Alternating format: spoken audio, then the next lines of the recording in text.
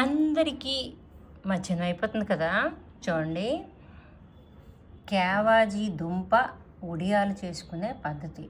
క్యావాజీ దుంప, నువ్వులు, మిల్లెట్స్, నెయ్యిలు, మరి అయితే పచ్చిమిరపకాయలు, లేకపోతే సేమ్ మిరపకాయలు, ఉప్పుకి మీకు నచ్చితే వేసుకోండి, లేకపోతే మానేయండి.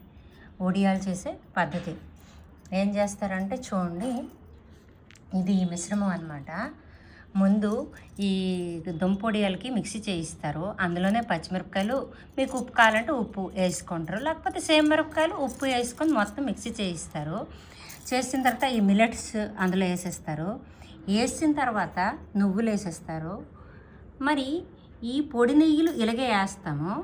మీరు ఆ పదును చూసుకొని తడివి పొల్లు అంటే పొడి పొడిగా ఇదిగా బాగా ఎక్కువగా నాననివ్వకుండా వేసేస్తారు. ఒడియాలు పెట్టేసుకుంటారండి. ఇది దుంపొడియాలు చేసుకుండే పద్ధతి, సరేనా. ఇది మా ఆయనకి ఇష్టమైన ఒడియాలు, నాకు మరియు ఇష్టమైన ఒడియాలు. ఎప్పటి నుంచో పెట్టాలనుకుంటున్నాను, ఈరోజు పెట్టాలి.